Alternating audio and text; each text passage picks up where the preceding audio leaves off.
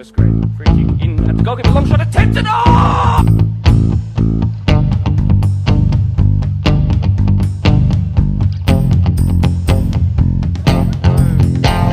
Great kick pass out wide. That is fantastic. That is sensational. And then the winner.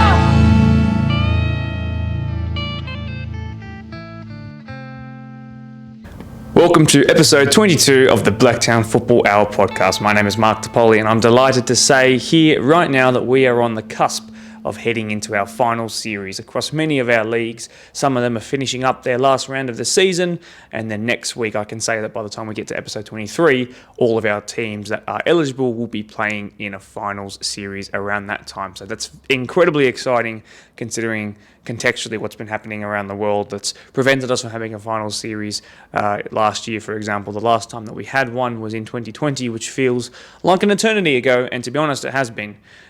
Before we go into the regular proceedings of this podcast, I'd just like to say right here and now, while there's still the majority of people watching, still sticking around before they click off, congratulations to players, coaches, parents, staff here, photographers, the board, to volunteers, to people who man the barbecue, woman the barbecue, to people who are handing out jerseys, to people who are in the front of the canteen, to people who are helping draw up the lines on the pitch at the start of every Saturday, Sunday, and those midweek times as well because of the rain, which was another thing they threw at us this year. We've coped with it. It's been difficult, but you guys have all been fantastic, particularly to the volunteers. Hats off to you guys. Wonderful work. Nothing could be done without you guys. And of course, you make the football world go around. Particularly to the players, it might have been difficult having two interrupted seasons, sort of two half seasons put together across the last 2 years. It's probably been a bit more difficult on the knees and the ankles this year for some of our more experienced players, but you've all pulled through and you seem all enthusiastic going into it. And there's plenty of you who I know are interested in summer sixes as well. So, of course, you can sign up for that by heading onto our Facebook page. Incredible stuff.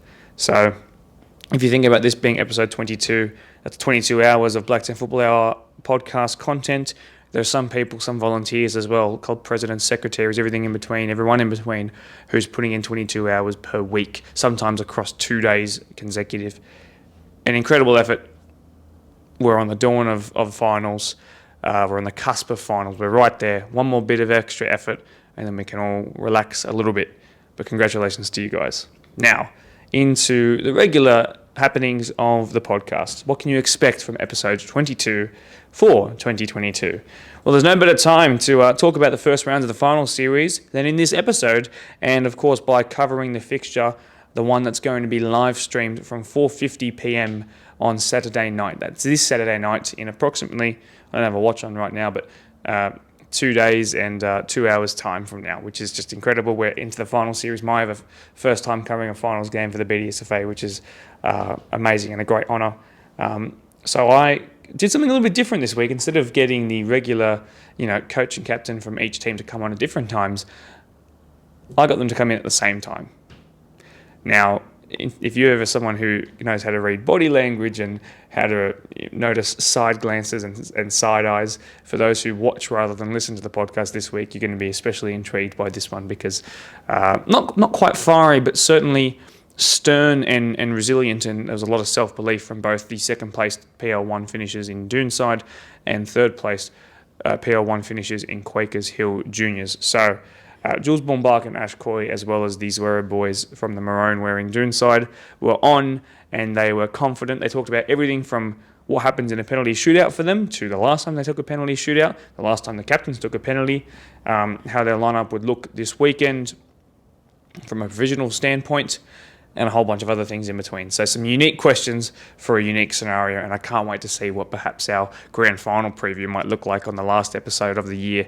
One of the last episodes of the year in a couple of weeks' time, because I can promise you right now I'll be getting them both on at the same time, and it won't be completely lacking in awkwardness. I'm sure there will be some readjusting to do, as I'm sure some interesting answers are given for that, and there were some in this one. So take a look. I'm sure you'll enjoy.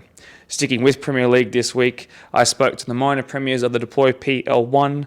Pons coach Eli El Hakim came out to chat to us. He reviewed the competition, reviewed the last game in which they clinched the title, a very easy 8-1 win for them in that And of course, his Proud Ponds boys get to watch the mayhem all happening at Ropes Crossing Reserve this weekend on Saturday, and from the safety of their lofty first place finish. So they'll be on, of course, next week, but against who?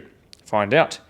Let's get into the regular things again with our results. So, in the promotion eligibility battle, Prospect beat Spurs 5-0. Of course, really helpful for Prospect, who last week in that match of the season, that midweek match of the season, dawning on a week and a half ago now, went out with a win over Quakers Tigers. Speaking of Quakers Tigers, they had a 6-0 win, very convincing to bounce back like that, although Quakers reserve grade slipped up, meaning that it's even more likely now that Prospect will finish first in that eligibility spot to go up. What else happened? Eastern Creek, who are in third, who are still technically battling and still in the running, they won 4-0 over Mincho. Oakville beat St. Pat's 3-1 on the road. I will tell you right now, and you'll see it on our stories, it is currently a tie for the Golden Boot heading into the last round of the season. You heard me right, it is currently a tie for the Golden Boot in the last round of the season. So the two who are in contention, unless third place scores approximately 8 goals, and then first and second don't score any. Anyway, it's going down to the wire. So, very interesting, and I will let you know next week how it ended up. Or will I? Or maybe I'll just keep it from you until the trophies are handed out. We'll see. Now, as you would have heard from the stream last Saturday, Workers beat Polonia, because we had our Around the Grounds updates throughout the stream. Workers beat Polonia 5-0. Pond secured top spot with that 8-1 win over River, as I mentioned. Quakers beat Parkley 6-2 to secure third, while Doonside beat Marion 2-1 in the match of the round. Check out the highlights and immediate post-match interview right now. Currently already, though, and I hate to break it to Doonside fans watching on, if they can hear me below, but it looks like already Ponds in 7 minutes of the game are up 2-0. So perhaps the minor premiership wrapped up already. Either way, let's focus on here for the battle of second and third. Do something similar. From right to left to take this free kick. It's Gilliland. And it's an easy save in the end.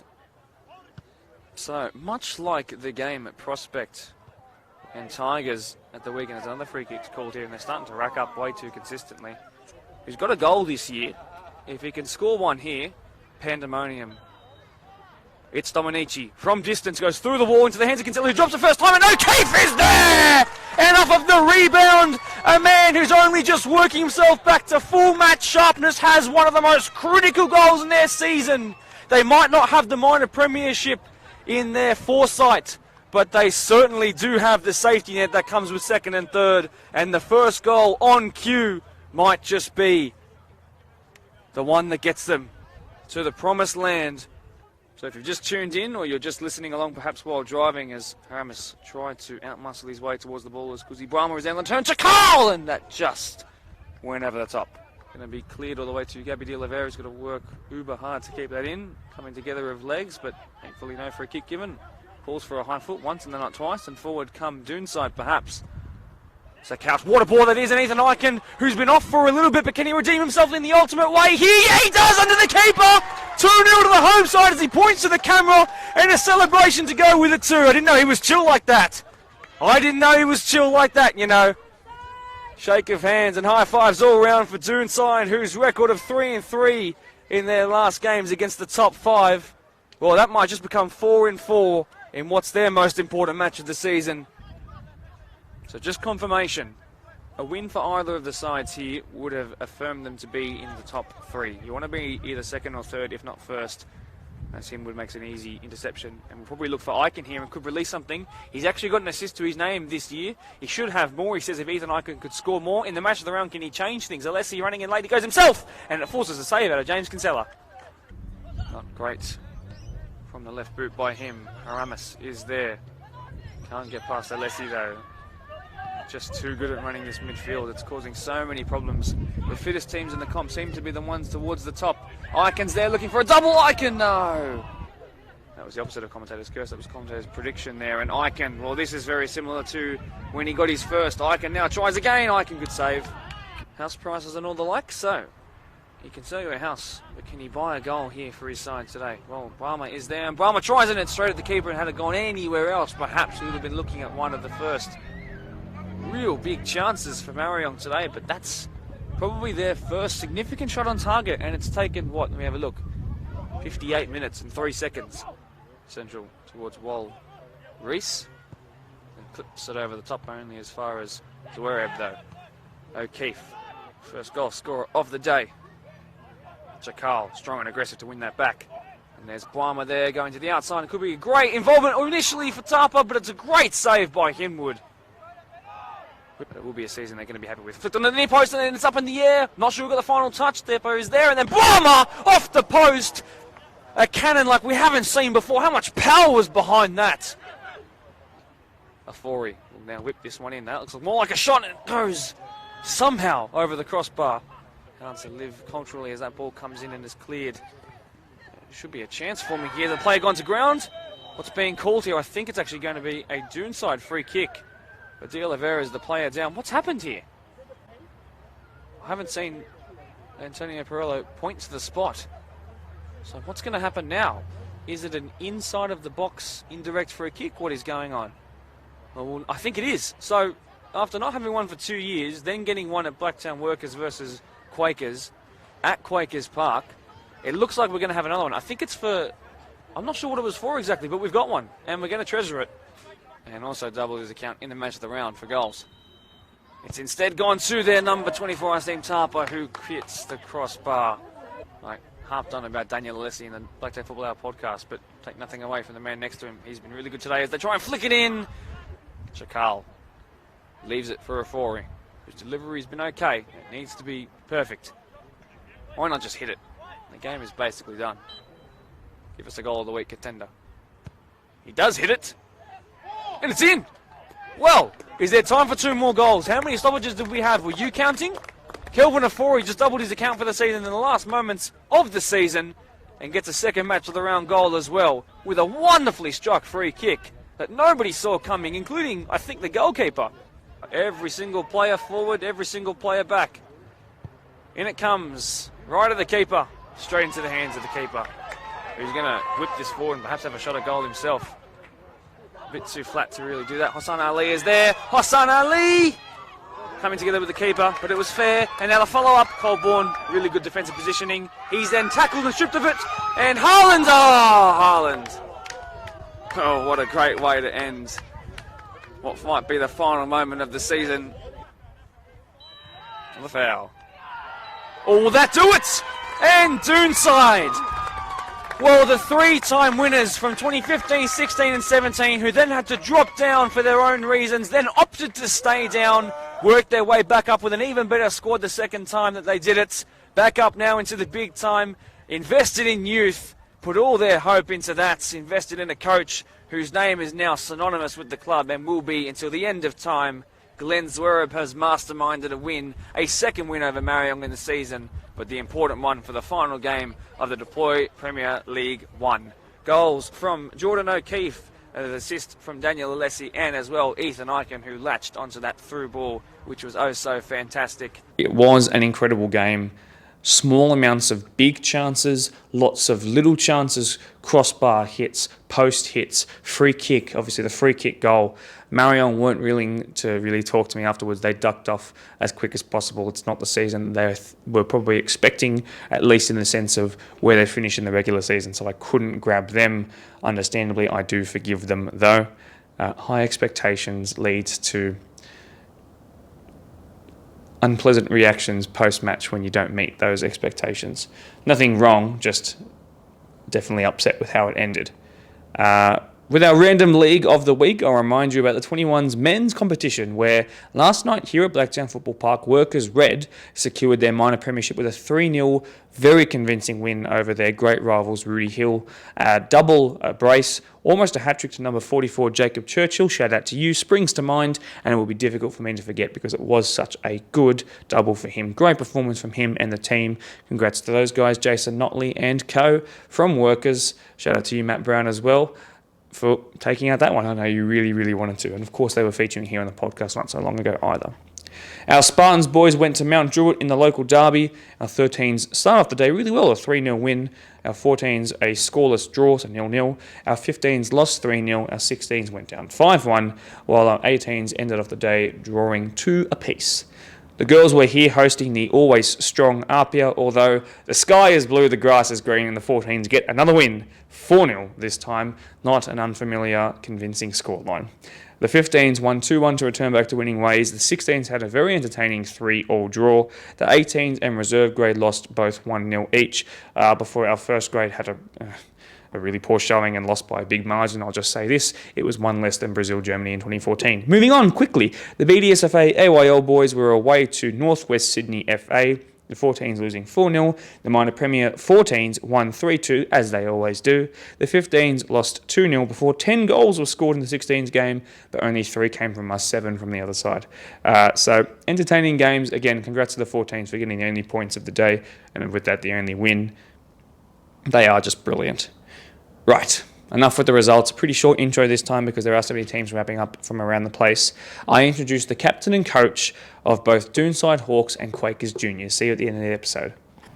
For the first time on the Blacktown Football Hour podcast, I'm joined by both of the teams that we're featuring in the Match of the Round live stream come this Saturday night. Of course, we are headed into the final series for our Deploy PL1, and why not do something a little bit different? And this time I'm hoping that we get a couple of different answers to go with a couple of different questions, ones that you haven't necessarily heard before. I'm joined by Jules Bombard and Ash Coy from Quakers Juniors PL1 side, as well as Glenn and Jaden Zwereb from Doonside Hawks PL1 side as well, both who secured second and third on the Deploy PL1 table come Saturday 6 p.m. when they finished their games at the same time. So guys, thanks very much for joining us. I really do appreciate it. Cheers, mate. No, absolutely. Excellent. So, look, let's start with the weekend's games, and we'll start with Quakers because we didn't see you on the live stream. You guys had a pretty convincing win. Why don't you talk us through that game a little bit from first minute to when you were pretty much done? Yeah, look, I think it was a decent performance. Wouldn't say it's completely up to our standards. I think probably the first 10 or 15, self-admittedly, we had a bit of a slow start, but grew into that game very well and pretty much executing where we were for the last couple of games and in terms of our playing style and philosophy, but just with the goals to match that like we were doing at the start of the season. So I guess from that perspective, being a little bit more clinical was very nice to see, especially at the end of the season. For sure. We've obviously got a golden boot contender in your ranks. I think we'll keep it to a secret as to exactly how many goals he's got. But while the mic's with you, and obviously everything you say can be taken with a grain of salt, or it can be taken as literally as he says it. It's all mind games ahead of the big one on Saturday. But how's the squad looking in terms of injuries and suspensions? I know there's been a couple of issues, particularly with the latter word I used there. Yep. How's it all looking ahead of this weekend? Oh, look, I think suspension-wise, it's not really an issue. We're getting back a couple of plays, both in the res and in the first grade. So that's not really an issue. A couple of little niggles here and there, but at this point of the season, you're always going to have that. So it's no real major concerns for us at this stage. We'll just see what happens on Saturday, yeah. Ash, just asking you, because I know you've had to work your way back into the squad, having come back from a couple of injury setbacks. How are you feeling personally? I'm actually feeling really good at the season. I feel, I missed quite a lot of the season, but I think that might have actually held me in good stead coming into the end now. I'm feeling, my body's feeling good. Sure. From a captain's perspective and being on the pitch, of course, how's it looked in terms of performances from your perspective and team spirit after the last couple of games? Yeah, I feel like the last couple of weeks, especially the suspensions and injuries, are like a pretty big turnover of players. I feel like we've had to dig in a bit more for each other, and I think that's really helped us in the end of the season as well, pulling us into the finals. Good stuff. Now, talking about Doonside, obviously people have already seen the post-match reactions from what we filmed on the little camera there. But let's talk about it a little bit more. How have you guys... Well, actually, no, before I ask you how you pulled up, talk to me about the sort of the celebrations, slight celebrations that went into the night, obviously at your place, I think it was, and you guys went back and watched the game. So what did you sort of... Like, how many people turned up and what was the vibe that night? The vibe was pretty good that night. There's about 15 boys turned up, sort of thing. We had a good feed. I put on a feed for the boys, It's been a good year for them, so I just thought I'd reward them. The job ain't done yet, so it was just a little bit of a celebration. I think the last one left about 3 o'clock in the morning. I wanted to go to bed, but he was still there. So it was a good night, and the boys enjoyed it. So. Jaden, you were struggling a little bit about halfway through the game, or just before halftime, I do believe. There was a knock to your knee, and I'm not sure how you've pulled up. So why don't you tell us about that, and then we'll talk about how the rest of the squad's pulled up post-match. Yeah, it was just a bit of a knock. Managed to train last night and felt all right, so not too much to worry about. In terms of the rest of the squad, everyone's fit, ready for the weekend, and I think we just want to get out there and do the job now, so see how we go. All eyes for Quakers will be on the likes of George Pano, who's one of the Golden Boot contenders, as we talked about. So I'll just ask you guys quickly, he's back to his best? Did he get many goals on the weekend? It was, obviously George's quality is there to see. I don't think there's any secret about that now. He's a top quality player, in my opinion, probably the best player in the league. He chipped in with a goal. I think he got a couple of assists as well. So that's the good thing about George, is that, and the whole squad, to be fair, we had 5 different goal scorers on the weekend.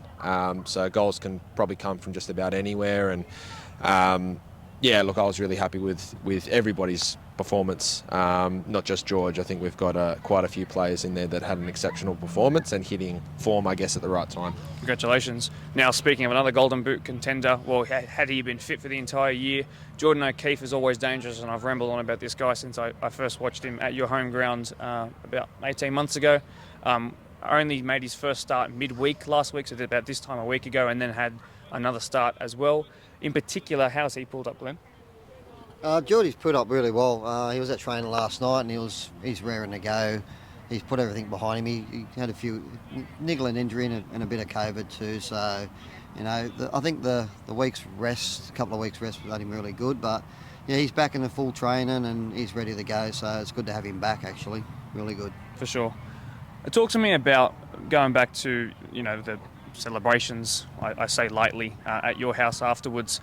Was there any disappointment that you guys didn't pick up that minor premiership, knowing that it was, there was a chance of it being yours, or was it just we've secured a safety net spot and we're happy with that? The boys were a little bit upset, but they've accepted it. A few results earlier in the year probably hampered us a little bit. A couple of games against Ropes, which they finished near the bottom, so we didn't pick up much points against them, but. No, the boys are happy where they finished, and it's deserving. They've worked hard all year, and they keep working hard, all the time. So, and they want to get better and better. So, from where we were 3 years ago, it's a great effort. For sure. Now, Ash, asking you, you would have finished the game, and I'm sure you guys would have all checked who you were going to be coming up against, depending on who won, Mariong or Doonside. Let me just talk about your initial reaction, perhaps the squad's general reaction once you guys realised it would be Doonside. Well, as a whole, we didn't really care who we played in the end. We feel a bit surprised by the result, but yeah, we can come up against both of them in the finals. So whatever way it went, it didn't really bother us. For sure. Was there one team that you particularly wanted to face, considering your record against either of the clubs? I think Doonside have been quite decent against you guys this season. Obviously, Mariong very recently was a result that didn't go your way for a number of reasons. Outside of just being outplayed, of course. Was there a team that you wanted to face going into it, or did you truly just not care? No, I think against both of them, we got a win and a loss against both of them, so there's not like a grudge match either against either of them or anything. So yeah, it didn't really bother us. We're just ready to go this weekend. Yeah. And Jaden, from your perspective, once you came and chatted to me, and I told you about the results from the other games, what was your initial reaction to finding out that you'd have Quakers? To be honest, we knew if we'd won the game against Mariong, we'd probably be playing against Quakers. So we sort of knew what the result was going to be if we got the result on the weekend. But I think we just knew it's going to be a tough game, as it always is against them. And like Coey said, we're 1 for 1 this year, so who knows what could happen. But I just know it'll be a good game. For sure. Well, let's ask the all-important questions, the ones that might be a bit unique and cause a bit of an awkward stir. But I want to ask about what you actually think and what you've gotten from the sides and the boys sitting next to me to my left. You've played them twice, of course. You probably know a whole bunch of them from many years gone by at this level and all the way up through the ranks, of course. And you've gotten to watch them 3 or 4 times this season on Match of the Round live streams. In terms of the style of play and perhaps what some of their best attributes might be, what have you sort of learnt about Quakers and what can you identify as problem areas perhaps for you? Well, obviously every game's different. So, start of the year, they came out and whooped us 5-0 because we didn't turn up and they played well, and that's credit to them. Second game, we scored early Then we managed to get 2 up in the second half, and we just sort of sat back, trusted in our defence, and let them play with the ball. And they got one late, but we held on for the result. But yeah, I don't know. I think we know they're a good side, and I'm sure they think the same about us, and they might not. But yeah, we just know it'll be a tough game, and we're all ready to get out there and play. For sure. Glenn, from your perspective, tactically on perhaps how you might approach this game, obviously you have your own style of play. They have theirs that you've probably picked up on. How do you approach this? Obviously, they're standing right here. How do you approach this game and make sure that you come away with a victory? Cover your ears, boys. Look, I'll just tell the boys to go out and play football. We've been doing it for the last 8 weeks, and we're on a good run at the moment, and they're playing football. Against Quakers, we know it's going to be physical, so we're going to come out physical. And it's going to be one of those games. It's going to be niggle. Everything's going to be in it, and it always is with Quakers. And it's always been a local derby. And even at the start of the year, the Memorial Game's still a local derby as well, and it's still physical, still hard. We're pushing each other to the end, and I know playing Quakers, you've got to play to the end. And the boys are up for it, and they're ready to go, and they're all fired up. They were hurting after that 5-0 loss, and that pushed them to where they're going now. So, hopefully we can come out with a 5-0 win. For sure. Physical team, that's the one thing I picked up on there in particular. I'm sure you'd think of yourself as more than just a physical team. Oh, yeah, for sure. But, I mean, yeah, look, if physicality comes into it, and I think it has to. We make no bones about it that, we go in quite hard, quite fair. In pretty much every contest, and I think Doonside are the same. The top teams have to be the same. All the top teams are physical matchups, so it's going to make a really good final series for every game. Look, I think absolutely we're physical, but I like to think that we've played a good brand of football that people have enjoyed as well watching. Like you said, we've been on the enough times on the stream, so yeah, absolutely. Sure. You both play a 4-3-3 as well.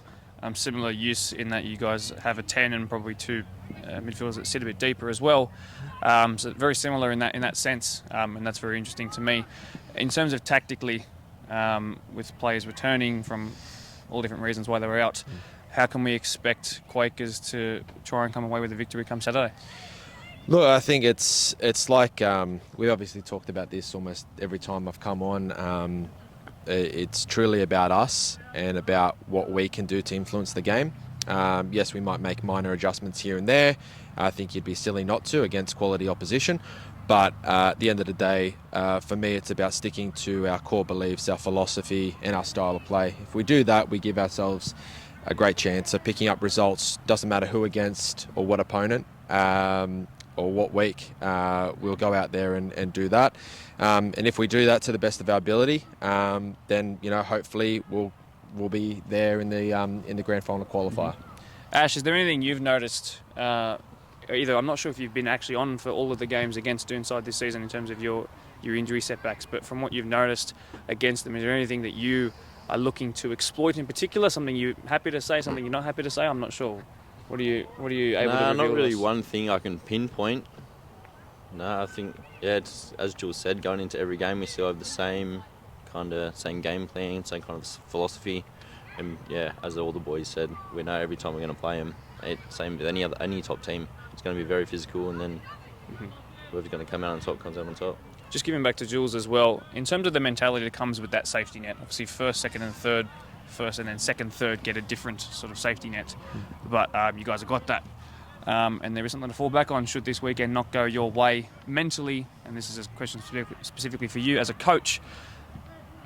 How do you sort of encourage the boys to play their best but perhaps not leave everything out on the pitch to the point where you've got players that might pull up for another game another time, and knowing that there is a second chance to make a final?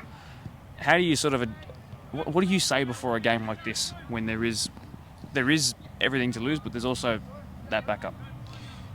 It's the conversation probably doesn't change too much, to be honest, because we know we have a game guaranteed next week, win or lose. So it's about getting that consistency in terms of obviously like our style of play and philosophy, and hopefully it's a grand final qualifier the next week. it really doesn't change too much. I don't really prescribe to the idea of, letting anything go by in terms of holding off going into challenges or, reserving ourselves for a week. I think that would be detrimental to any side, and we certainly won't do that. And I know Doonside won't either. So, and it'll make for a great contest. For sure. Just yes or no, is that something you agree with, that team talk doesn't change? Totally, Yep. totally. Yeah, Okay. totally. Because you miss this chance and you lose the week after, you're out. So you want to take this chance as much as you want it. Sure. I'll give you this now for a lengthy response. Is there a team you would prefer to play out of Workers or Marion? If that's the case, then that's the situation you end up in. Not really. We haven't lost against Workers and we haven't lost against Marion. And the last 3 times we've played Marion, we've beaten them, and we've come from behind twice to beat them. So I've told the boys on the weekend, go out and play football and you'll win. And we've done that against Marion twice this year, and we've beaten them twice. So I'm not real worried who we play. It doesn't worry me. It doesn't worry the boys either. We're out there to win. We're on an 8-game winning streak, so we're going to keep it going. Same thing for you? Oh yeah, absolutely. I don't really. For me, it's in one sense, it's a new competition, so it really is somewhat of a level playing field in some respects, and certainly, we go into any contest expecting to win. And again, that's not a cocky thing. It's just it's a mentality thing. That's all. There's great respect between these two coaches, which goes back through many years of playing and coaching on opposite sidelines and opposite touchlines as well. So, of course, all respect between these two guys. Now, all-important question, as of course we're in a final series, penalties. Should it come to that, we have 10 minutes of extra time, no golden goal, and then a penalty shootout should things remain level after, 110 minutes that means. I'll ask Ash, first and foremost, are you someone who's prepared to step up and take one of the 5? Yeah, well, that comes down to Jules, whoever Jules picks. And yeah, I'm of the belief if you get picked, you're taking it. So When was the last time you took a pen? In a game sort of context? Yeah, I don't even know.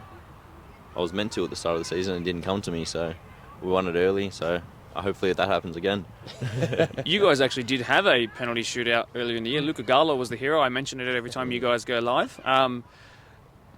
Could you, I know I didn't prepare you for this, but could you have a little throwback and tell me who actually took a pen in that game? Would you be able to tell us? Game? You guys can hold the mic between yourselves, I don't mind, if you can just brainstorm. Anthony took one. Yep. Napolitano? Yeah. Yep. Scotty Madden actually took one, I'm pretty sure. I'm pretty sure he did. Yeah. Yep. Did Pomba take one? Pomba did take one. Yeah, Pomba. And I think, did Gallo take one himself? No, I don't he didn't think get so. to him. Yeah, not too sure about the other one. But look, the good thing is that there's quite a few penalty takers. Like we have a fairly set penalty taker if, obviously there was a penalty in a game. But even that, we've had players obviously step out, step in, injuries, suspensions, whatever it may be. And whoever stepped up has done the job. So we're pretty confident. If it did get to that, obviously no team wants it to get to that at that stage, especially for your heart. But if it does come to that, then it's the best way to win and the worst way to lose. For sure, it absolutely is. Should you lace up the boots ever again, which direction are you going from the spot? No, I don't tell. you don't tell. I look in the keeper's eyes, and that tells me which way I'm going to go. Any sort of a Jorginho hop before, anything like that, or just straight through it? Nah. Placement over power. Of course. Absolutely. Good. Now, in terms of you guys, same sort of questions. But the first one I'll ask you though, when was the last time you guys were ever in a penalty shootout? Whether it was in this team or at a non-Premier League level, can you cast your mind back to when that might have been? I'm telling the truth, I can't remember last time. What was that? Just a bit louder. PL2 semi-final against Rangers. Okay. Oh yes, How'd that go? Yeah, we lost it. Yeah, we lost actually. We Did you lost take it. one that day? I did. Yes. Oh, you missed. Yes, I put on target in the game. there was a few boys that missed actually. I think we lost that penalty shootout 4-2 or something, wasn't it? Yeah. So yeah, we did lose that one. A couple went over the bar actually. Oh, okay. So job for the ball boys. But Jaden, just while you put yourself in this position, by the way, sorry to bring it up. That's all right. Is it a case of it doesn't bother you now going into it? You don't think, or is it like, is that going to be going through your mind? I'm sure it will be, but how do you make sure that that's going to not block, and if you do take one come Saturday? Yeah, look, I mean, if you take a few in your life, you're going to miss a couple. But no, it's not really something that I think about. Like, this is a new game, different situation. Just pick my spot, back it. If the keeper saves it, the keeper saves it. For sure. But yeah, as long as I hit a good penalty, then hopefully it goes in. Who are the Doonside regular penalty takers? Who scored one this year, for example? Or if We there's don't anyone? really. I think we shuffle it around a little bit, Yep. but obviously Alex Schifino took one the other week, scored. Blake March steps up and takes a lot. He scored 2 against Ponds. But yeah, I'd be confident that any of the boys in the team could step up and take a penalty and hopefully score it. So if we do get to that stage, which obviously, like Jules said, nobody wants to, if we do get to that stage, hopefully we can back the boys and come away with a win. I think Jamison's 1 from 2 this season. I think I remember him saying, if my notes are sitting correctly in my mind, so 50% is a pretty good saving record, but I think having faced 2 is obviously not a big sort of amount of data for us to take from, but it's still a good record. For you guys as well, just while we're here, is there a team that you particularly want to face in a grand final? Is there a team that you feel like Doonside wants to make amends against? For Ponds, I know that what they said earlier, and you'll see it later on in this show, but they want to face Marion again. They're newly formed rivals at the top, and they want to prove to everyone that they can do it again. That game went to penalty shootouts back in 2020. But is there a team like that for you guys that you want to face, or do you just not care? Yeah, to be honest, it doesn't bother us. I mean, we just want to be there on grand final day. It wouldn't even surprise me if this was the grand final, to be honest. But I think any team in the top 5 is good enough to be there, and that's why we're all in the final series. But as long as we're there on grand final day, hopefully we lift the trophy. Sure. And for Quakers, obviously, one of the most recent results that I can remember is the 4-0 loss to Marion, which brought them right back into contention to finish in those top spots, even though they didn't. Is that the team you'd like to sort of make amends against, or is it much a similar answer to what they said? Nah, for me, much the same. I don't hold any grudges against Marion. I think that game was a bit of a farce, in truth. I think if you watch the stream, you can probably tell that. In truth, I really don't mind much. Like Jaden said, I don't mind who we play. And like Jaden said, anybody could be there on the day. You only have to look at the table and how it finished and how tight it was. Only I think it was 3 points separating. Second from first and third from second. So it's, you're talking about small margins here. Obviously I would say for me, Doonside are definitely the ones to beat, just with the form. Like this, it's incredible form. They've beaten all 4 teams in the top 5, apart from obviously themselves. And, they're going into, I think, 7 or 8 game winning streak. So, yeah, they're going to be very tough on the weekend to beat and to snap that streak as well. For sure. Ash, is that the same for you? There's no real bother in who you guys come up against or want to face in perhaps the round after this? No, I wouldn't say there's a certain team we want to play. Whoever's good enough to beat it on the day, we're going to be happy to beat them. For sure. I think that'll actually do us for all the questions. Very entertaining, absolutely, and to hear a bit of insight as to how you guys might approach. Of course, be there for the live stream. I'm actually not sure what time we are going live. If you guys, do you guys actually know? It is 5 p.m. So 5 p.m. No more 6 p.m. kickoff. That's a unique time for us. Yeah, we can head out and celebrate earlier than normal. So. Be there for about, I think, a 10 to 5. Be ready by 10 to 5, and obviously the pre-match conversation will go on, discussion. I'll relay to you everything you need to know from this conversation here, and some on top as well. I think it's going to be a cracking game, and I can't wait to see who comes out on top and perhaps who you'll be facing each next week. But thanks very much for joining us, guys. I really do appreciate it. Best of luck come this weekend, and we'll see you later. Thanks, mate. Appreciate it. Good stuff. Yeah, well done. Beautiful. Well in. That was good. That was painless. For our second segment here on the Blacktown Football Hour podcast, I'm joined by Ellie, the coach of the Premier League side at Ponds, who have taken out the minor premiership major. Congratulations to you guys, by the way, on your quest for success once again. They've been the best team all season in the league in terms of goals. They've scored the most, they've conceded the least, best goal difference, best point tally. Home and away record's been fantastic.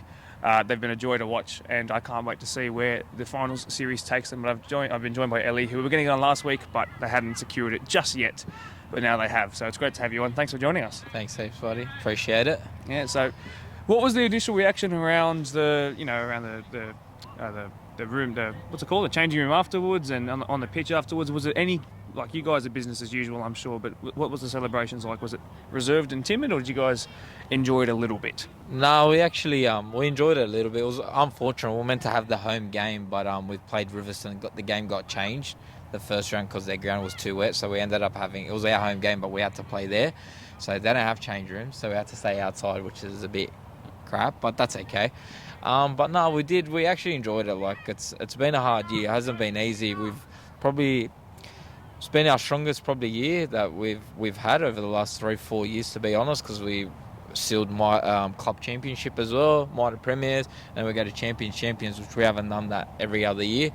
But it's just we had a lot of injuries this year, and to be able to have all that depth, we used 25 players in first grade, just shows our depth. So, you know, and then all the reserve boys stay there, and all the 20s boys stay there, 21s, and I just gathered everyone, and the whole crowd came down, and then we just sang the song, and we enjoyed it, and then we just said, you know, job's not done yet, but still a lot to go. You know, haven't done anything if we don't win the comp, but you know, 3 goals. We had 4 goals this year. Was to win it, minor premiers, champions, and club championship, and we got 3 of them on the weekend. So, the club championship as well. That's fantastic. And I'm glad that you guys were able to celebrate a little bit, because I think after 2 interrupted seasons, everybody deserves to have that little 10% extra. 25 players, that's two squads and then 3 extra players on top, or 2 starting 11s, I should say, and the 3 extra players on top. So that's wonderful as well. I'm not sure that many teams could boast that, or at least boast it willingly. Like, sometimes people don't want to rotate too much, but the fact that you guys have been able to do that and still been so successful is a major credit to you. In terms of, you know, what you want to do now, you have a week off if we go into the final series, which you mentioned last time you actually didn't necessarily want. I have to ask, and this might seem like a strange question that everyone should know the answer to, but is there any inkling of you that actually wants to not make it through the first time and play the extra couple of games and keep some sharpness in the legs, or do you just want to get to the grand final, secure it as soon as possible? Yeah, it's a good question. We're actually talking about it straight after the game, but to be honest, the week off's come in perfect time. We have a lot of injuries, so there's a lot of players that would have been racing to play that first. If we did play this week, probably have about 5 or 6 first graders out still injured. So, it's coming at the right time for us, to be honest. And a couple of boys were sore after the game as well. So, look, it can work for you. It can't. Like, let's just say we do win the first week. That means we'll have another week. So we only play 1 game in a month. So it is a bit worrying for me to think about it that way. But I'll take the week off any day. Have you made any connections or contacted any of the other Premier League 1 clubs and said, if you want to have a post-season kick around, you know, you're willing, if you'd be willing to play a friendly or something like that? Has that been something you've said at all? I'm not sure that many would be willing to, actually, but have you tried?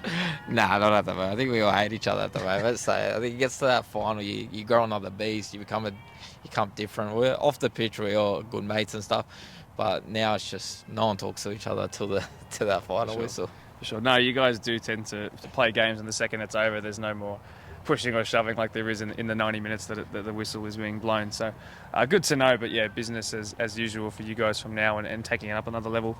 I want to know, you've obviously aware of who's finished 2nd and 3rd, 4th and 5th. So Marion and Workers will play, and then the match of the round this weekend, the highly anticipated Quakers in 3rd and Doonside in 2nd. Have you got any... I'll ask you firstly about predictions. Have you got any predictions in terms of what you've seen from those 2 teams and who you think might progress in those games? Look, it's a tough one. I think all the games on their day, anyone can win. So to be honest, in the last 4 or 5 years, I think this is the best the comp's shaped, where you got 4 to 5 good teams that can take out the comp. It's tough. Like Marion and Workers have beaten them twice this year. So look, I think when we spoke last time, I said Marion would come back, and I did say that would probably be between us at the end of the year, but they did lose that big game against Doonside, so it's put them in they got to play 3 games to make the grand finals. Very tough, copping yellows, all that type of stuff, injuries, so that'll be big. Quakers and Doonside as well, very tough game, but Dooney look like they're on a good run. So, yeah, we're just waiting. Whoever wins that game, we're ready for them. For sure. Is there anyone in particular that you do want to face? Now, in terms of, and I have it here written down, I just want to be 100% sure. Workers, you have a pretty good record against. Quakers, you've beat twice. Marion and Doonside, a bit of a different story. Yet to beat Marion this year, but that's for reasons outside of, you rotated lineups, as you were telling me. But also Doonside, you've beaten them, and you've also got smacked up by them the following week in that 4-0.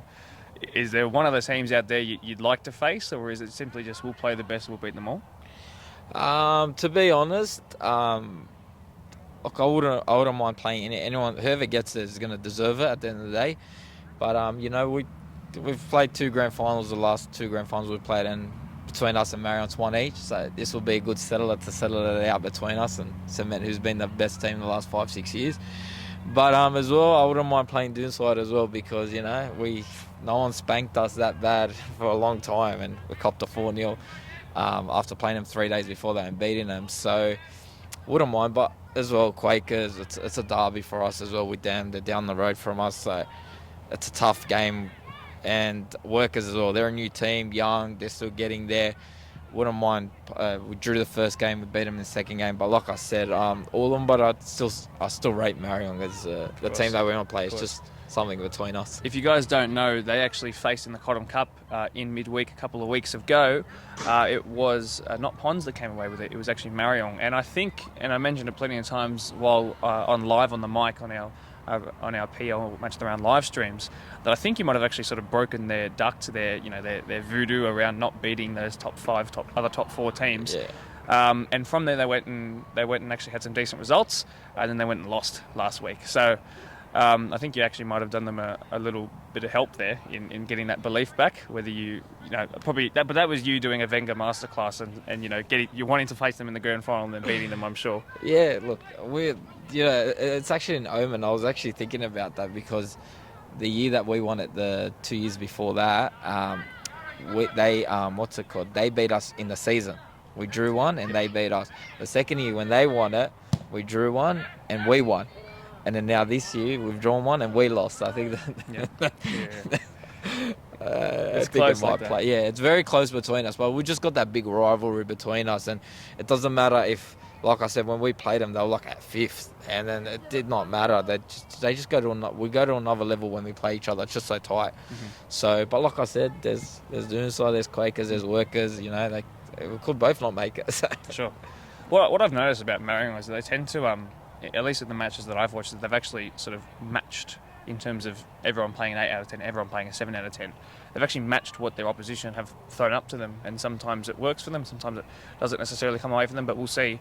They are final specialists, as everybody knows, especially you guys, and I'm sure that they'll bring it around. And I'm glad you have the mentality and the urge to want to play them and rectify 2020, which is the last grand final series that's gone up on the board in our BDSFA room. So it's good to know that you had the hunger to get back to it.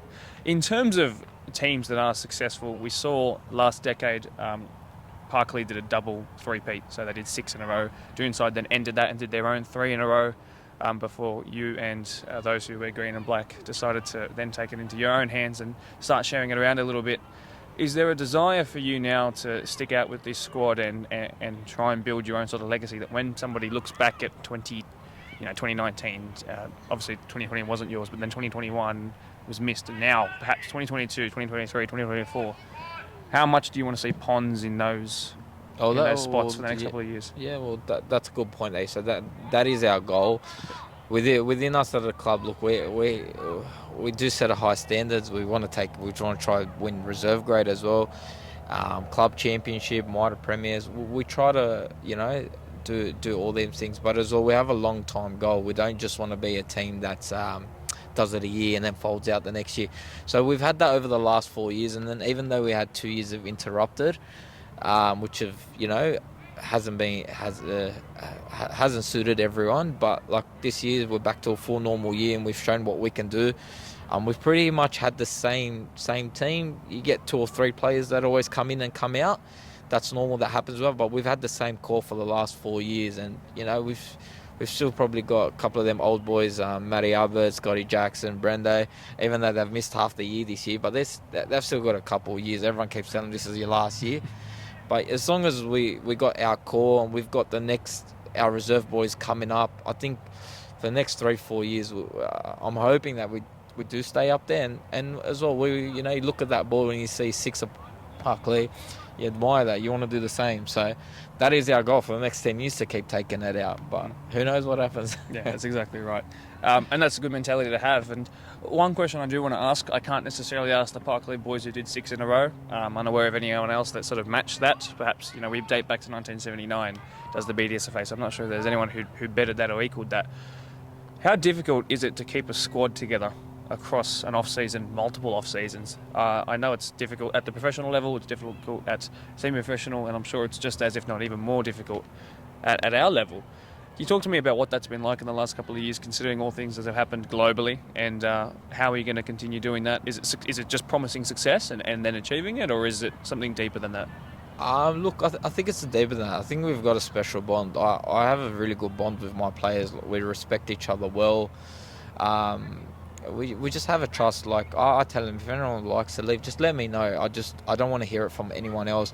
And we get a lot of rumours that come from other circling games. And a lot of teams want our players, which is fair enough. We've been up there, and every year we're going to have the same questions going and coming. Oh, he's going to there, he's going to there. But I don't really let anything get to me. I trust my players.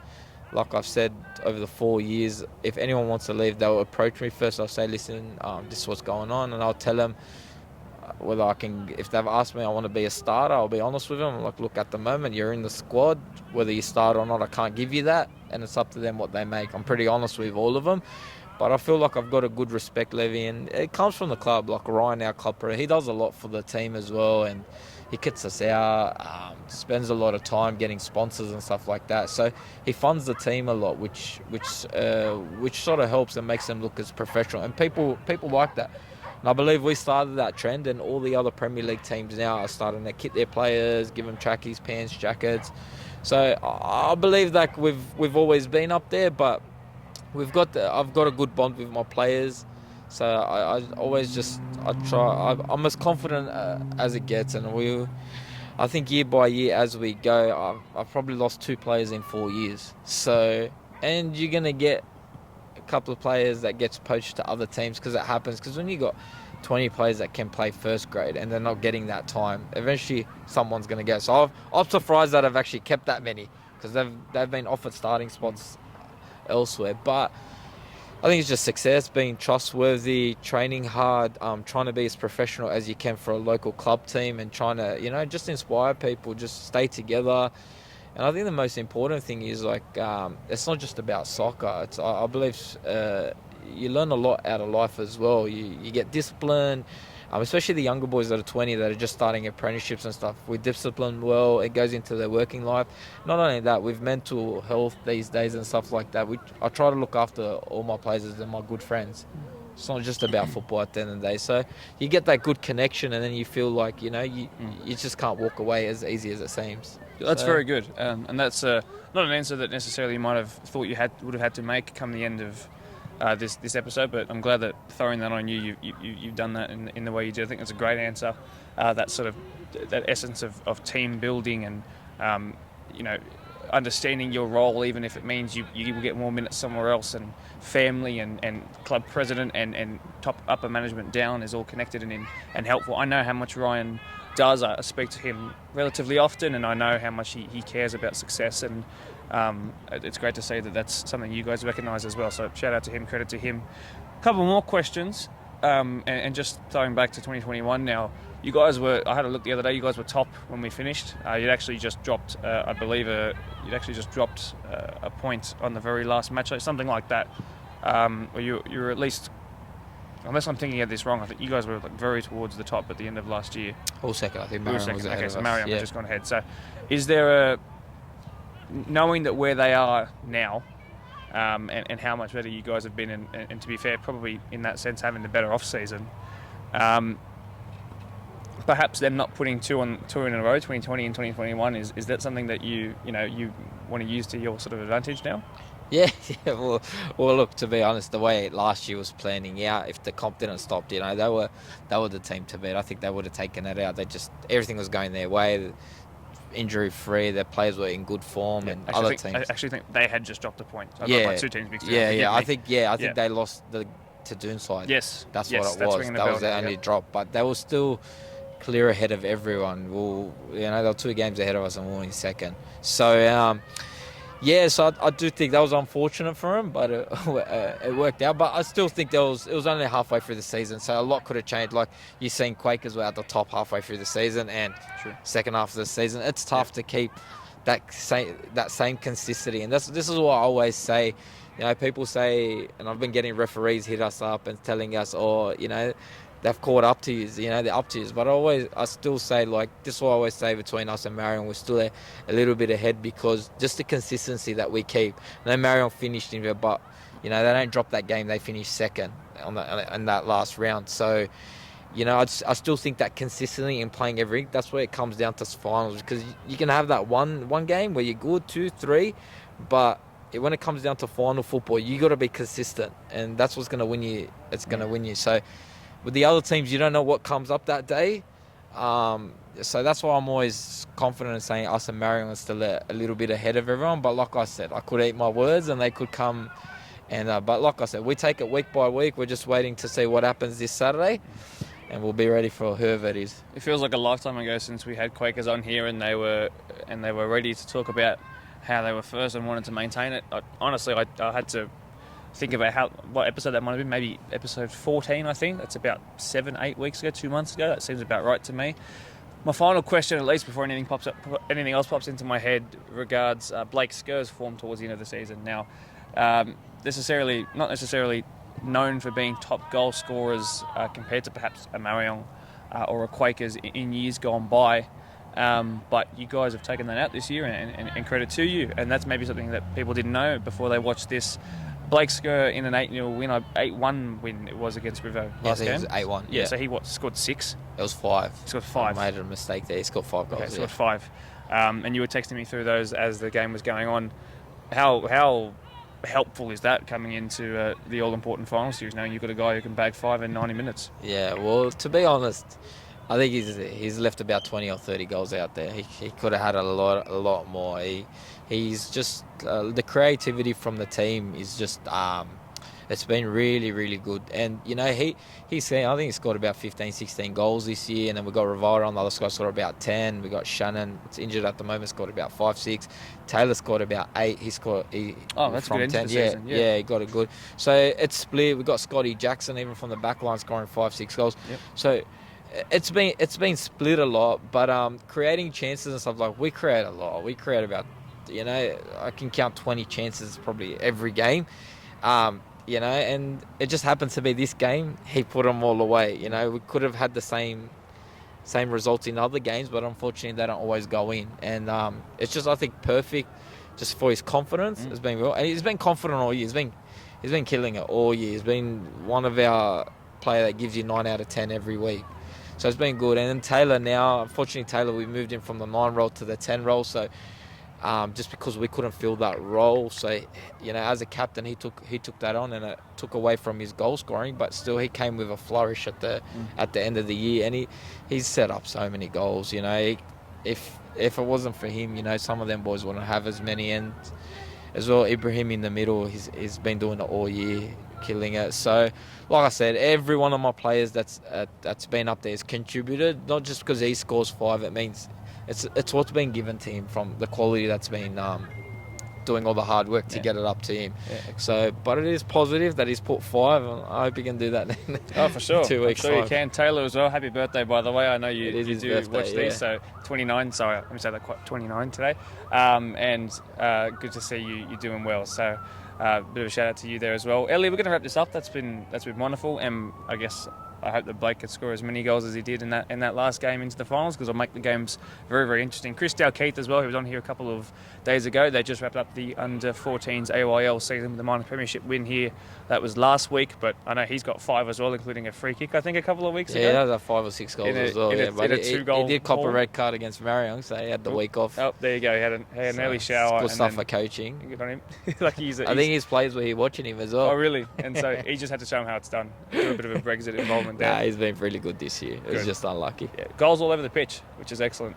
So Ellie, thanks very much for coming on here. No Do worries, appreciate really it. Appreciate it. And we'll see you guys. I'd imagine you'd be the match of the round when it is the grand final qualifier, you versus whoever wins this weekend. Yeah. So I guess we'll see you then. Thanks, Steve. Appreciate it. As we end the episode now, and I welcome you back from my chat with Ellie, let's go back to the segment beforehand. So, Doonside and Quakers. As I mentioned, look out for body language, the little side eyes that were given, the mentions about penalty shootout. And I put Jaden in an awkward spot, but I guess it was an awkward spot kick that he took that time. So we'll see if there's a need to make amends.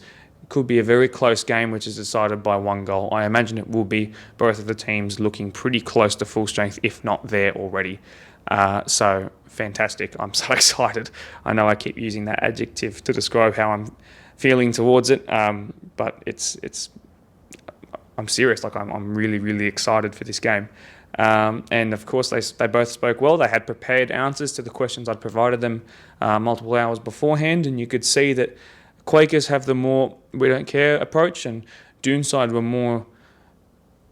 How do I say this? I haven't really written down what I would say in regarding this, but I think it was Quakers were definitely we don't mind who we play. Doonside was sort of the same, but there was a bit of a little bit standoffish. I think they're perhaps lowering expectations from an external point of view so as not to put a target on their back. So that's the safe way. Quakers have never been about the safe way when it comes to featuring on the podcast, as you would all know, the Ponds boys especially.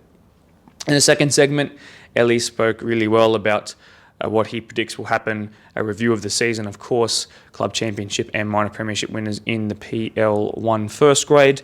With that came top goal scorer and best defence of the year. Not necessarily like Ponds to be top goal scorers, but certainly an 8-1 win in the final game of the season. 5 goals to Blake Skur as well, their main striker. Certainly anything but unhelpful. So again, another tight golden boot race. I'm not going to reveal who's in contention or who's won it, but I'll let you know into the finals, perhaps when we get a little bit later on, who wins, if particularly the golden boot winner is involved in one of the games. So stay tuned for that. There is no goal of the week yet because I'm going to post it tomorrow. So I will make sure that the goal of the week next week is doubly good. I'm not sure. I apologise for that. That's the way the cookie crumbles. Otherwise, I think that's about it. 4:50 p.m. Not tomorrow, on Saturday, to be there for the pre-match spiel, as I call it, for the semi-final PL1 live stream. Otherwise, 5 p.m. is the kickoff, but I encourage you to get there early. Leave plenty of live chats. Thank you for watching. Do like, share, and subscribe if you are on YouTube. And of course, cue the outro music. Cue the outro music. See you later, guys.